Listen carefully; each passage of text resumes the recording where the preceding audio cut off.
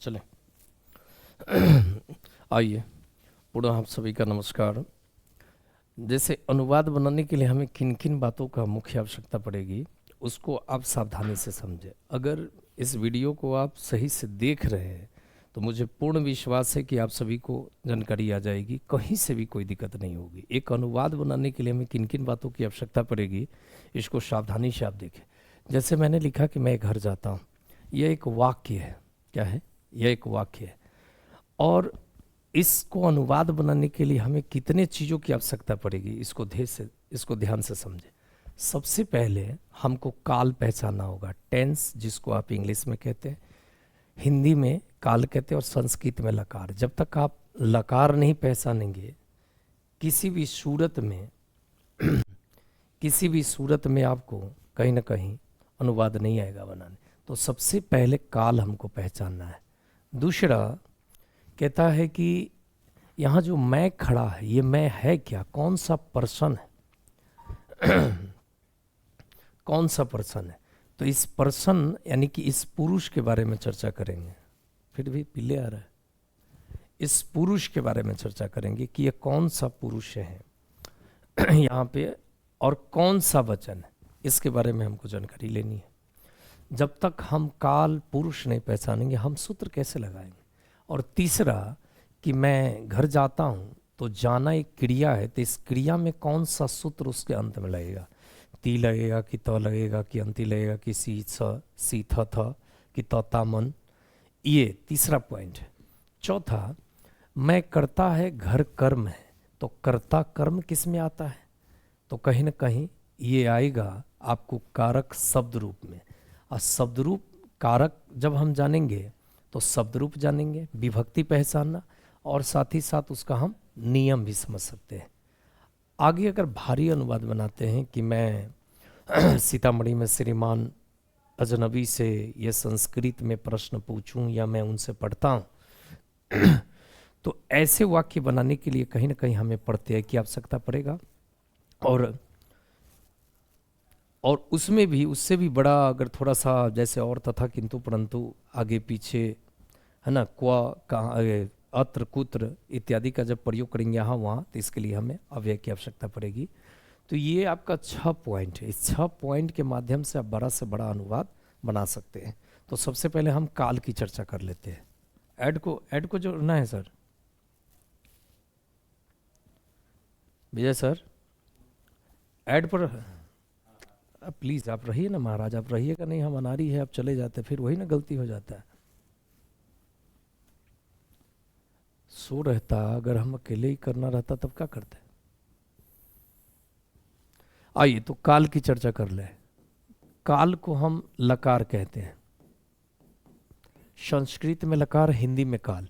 वैसे काल अगर आपसे पूछे कि संस्कृत में कितने काल है तो आप बताइएगा कि 10 है, लेकिन 5 में ही आपको मैट्रिक इंटर दोनों पास कर जाइएगा। तो हम 5 की ही चर्चा करते हैं।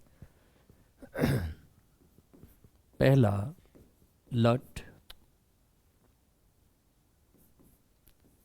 पहला लट लकार, दूसरा लोट लकार, लोट लकार, तीसरा लंग,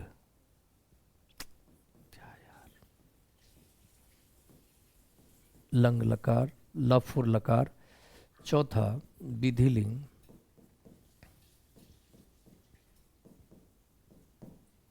विधिलिंग, अब पांचवा लिरीट लकार, लिरीट लकार। इसको समझें कि लट लकार को हम वर्तमान काल कहते हैं, वर्तमान काल।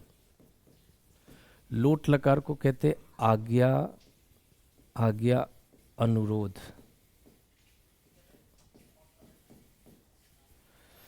लंग लकार को कहते भूतकाल। अगर आप देख रहे हो तो इसको आप नोट कर लें कॉपी में। विधिलिंग को कहते हैं चाहिए, चाहिए के अर्थ में। और भविष्यत काल को कहते हैं लिरीट लकार, लीट लकार यानी भविष्यत काल। मोटा मोटी हम इसकी पहचान जान लें कि वर्तमान काल का पहचान होता है हो, भूतकाल का था, थे, थी, और भविष्यत काल का हो गया गा, गे, गी। विधिलिंग में चाहिए लगा होगा, जिस जिस वाक्य के अंत में अगर चाहिए है वो विधिलिंग है। लूट लकार, इसको पहले समझ ले। बड़ा लोग आदेश देता है और छोटे बच्चे अनुरोध करते हैं। जैसे मुझे पानी पीना है तो हम किसी से निवेदन करेंगे कि सर मैं पानी पीने जाऊं, वहाँ से मैं पानी पीने जाऊं, तो ये हम अनुरोध कर रहे हैं। और बड़ा आदमी आदेश देगा कि तुम पढ़ो, तुम घर जाओ, तुम ये लिखो। लेकिन है हूँ मैंने मोटा मोटी वर्तमान काल की पहचान बताया। कभी कभी भूतकाल में भी है हूँ लगा होता है, इसका मतलब ये नहीं कि वह वर्तमान काल। जैसे मैंने पढ़ा है, ये भूतकाल का वाक्य है, तो हम उसकी चर्चा कर लेते हैं। पहले आइए दूसरी बात, भूतकाल में एक पहचान और भी है कि ने चिन्ह के बाद कहता है, ने चिन्ह के बाद अगर कोई वाक्य आ, ई, ए से भी अगर अंत होता है तो वह भूतकाल ही माना जाता है। तो आइए हम एक वाक्य से समझ लें। जैसे राम, राम वेद पढ़ता है, वेद, राम वेद पढ़ता है, ध्यान दिया जाए, राम वेद पढ़ता है। अब इसी बात को अगर हम चेंज करें, पांचों लकार में चेंज करें तो क्या होगा, इसको ध्यान से समझे, दिक्कत नहीं होगी। भूतकाल में जाएंगे तो थाथे थी, तो राम ने वेद पढ़ा। ने चिन्ह के बाद आज से अंत है, इसलिए भूतकाल है। या राम वेद पढ़ता था। हमने कहा कि ने चिन्ह के बाद अगर यहाँ पे आ, ई, ए से अगर कोई वाक्य अंत हो रहा हो तो वह भूतकाल है। मैंने दो तरह का एग्जाम्पल किया। फिर इसी बात को अगर भविष्यत काल में लिखे तो क्या हो जाएगा, राम वेद पढ़ेगा। कहीं से कोई दिक्कत नहीं। अब चाहिए तो राम के साथ चाहिए लगाएंगे कि राम वेद पढ़ता चाहिए, अच्छा नहीं लग रहा, राम के साथ को लगाएंगे तभी चाहिए का कॉम्बिनेशन बनेगा, उसका अर्थ बढ़िया बनेगा। तो राम को वेद पढ़ना चाहिए, ये वाक्य होगा। अब आज्ञा अनुरोध में कोई उनको आज्ञा दे रहा है, कोई आदेश देगा तो क्या कहेगा कि राम वेद पढ़ता है, तो क्या हो जाएगा, राम वेद पढ़ो। राम वेद पढ़ो। अब देखिए एक वाक्य पांचों में चेंजेज है।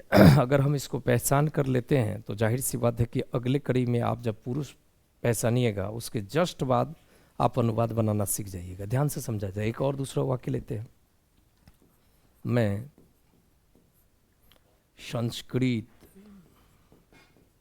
संस्कृत बोलता हूं। ध्यान दिया जाए, आगे हो जाएगा। इसी को अगर हम भूतकाल में कहें तो क्या हो जाएगा, मैं संस्कृत बोलता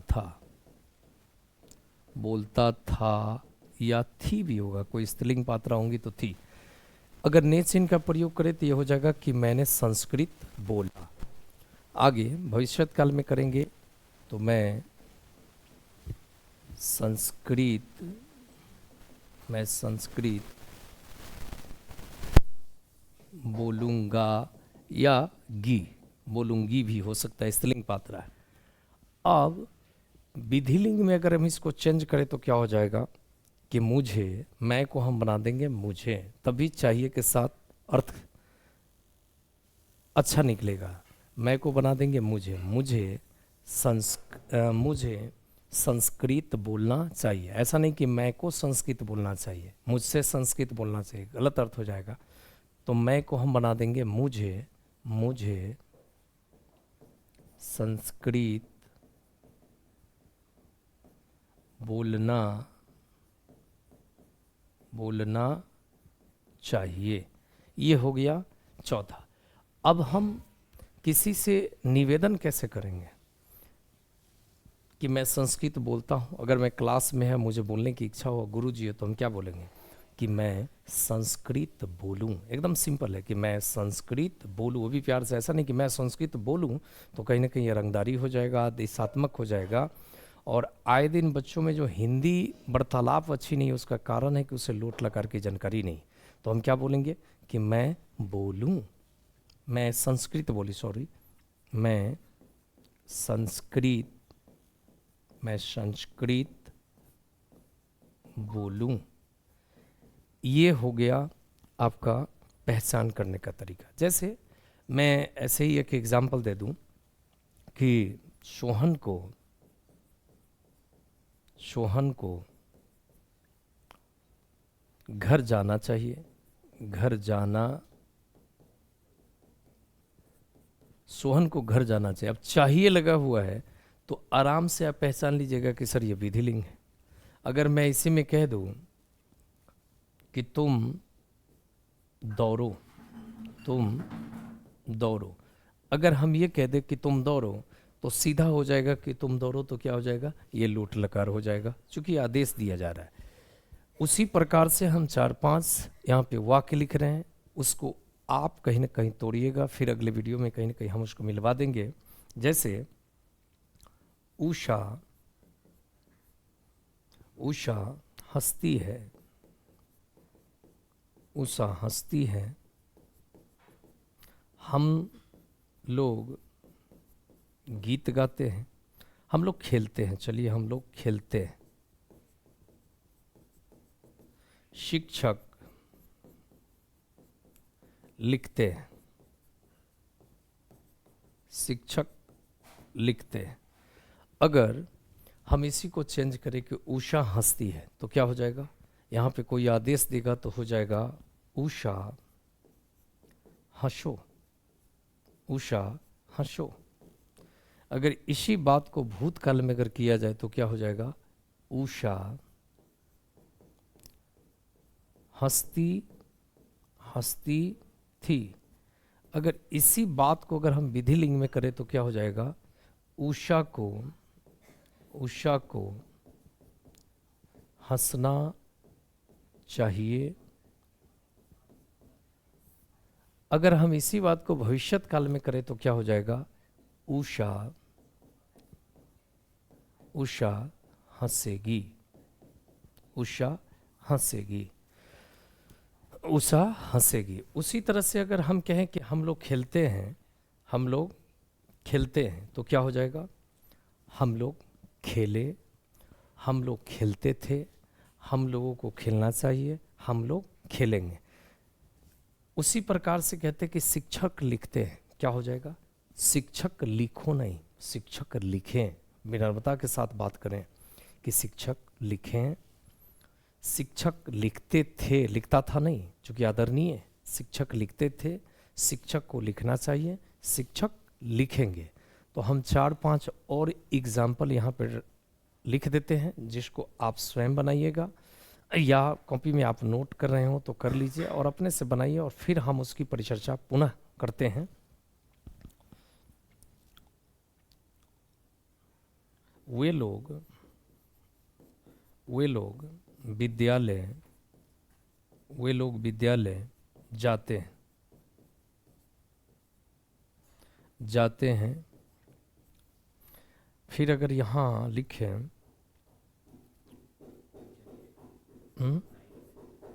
तुम दोनों, तुम दोनों, तुम दोनों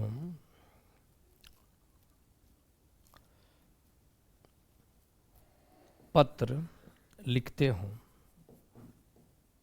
तुम दोनों पत्र लिखते हो। अब इसको ध्यान से समझा जाए। वे लोग विद्यालय जाते हैं, क्या हो जाएगा, लोट लकार में वे लोग विद्यालय जाएं, आज्ञा अनुरोध में वे लोग विद्यालय जाएं। फिर यही अगर हम भूतकाल में कर देंगे तो वे लोग विद्यालय जाते थे,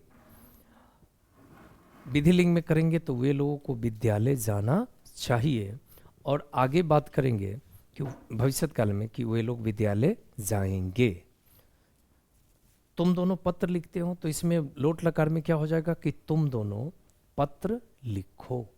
भूतकाल में हो जाएगा तुम दोनों पत्र लिखते थे, और विधिलिंग में हो जाएगा तुम दोनों को पत्र लिखना चाहिए, और भविष्यत काल में हो जाएगा तुम दोनों पत्र लिखोगे। अगर आप ये वीडियो सही से समझे हों तो एक छोटा सा 2-3 और एग्जाम्पल करके हम आपकी पहचान टेस्ट करना चाहते हैं कि कैसे आप पहचानिएगा। जैसे लिखा भी है, मैं वर्ग में आऊं। अब देखा जाए ये कौन सा वाक्य, ये कौन से काल का वाक्य है, समझने की बात है।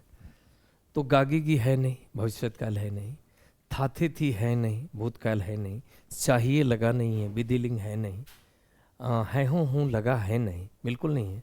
मैं वर्ग में आऊँ, कहीं ना कहीं मैं किसी से आदेश ले रहा हूँ, तो ये हो गया लोट लकार, ये हो गया लोट लकार का वाक्य। जब आप ये पहचानेंगे तब जा कर के कहीं ना कहीं तब आपको फिर सूत्र का प्रयोग करने आएगा। और मुझे विश्वास है कि अगर ये काल अगर आपको इस वीडियो में अगर आप अच्छी तरह से समझ लेते हैं तो अगले दिन आप पुरुष समझेंगे, और पुरुष के जस्ट बाद आप छोटा मोटा अनुवाद बिल्कुल आराम से बनाइएगा, इसकी गारंटी दे रहा हूं।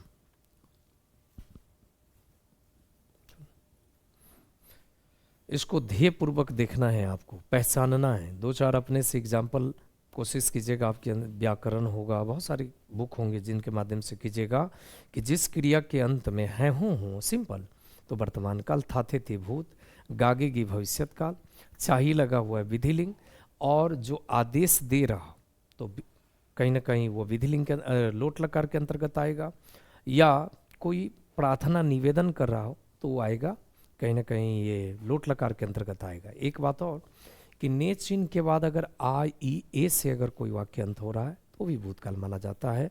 चलिए और बातें अगले दिन अगले वीडियो में करेंगे। नमस्कार।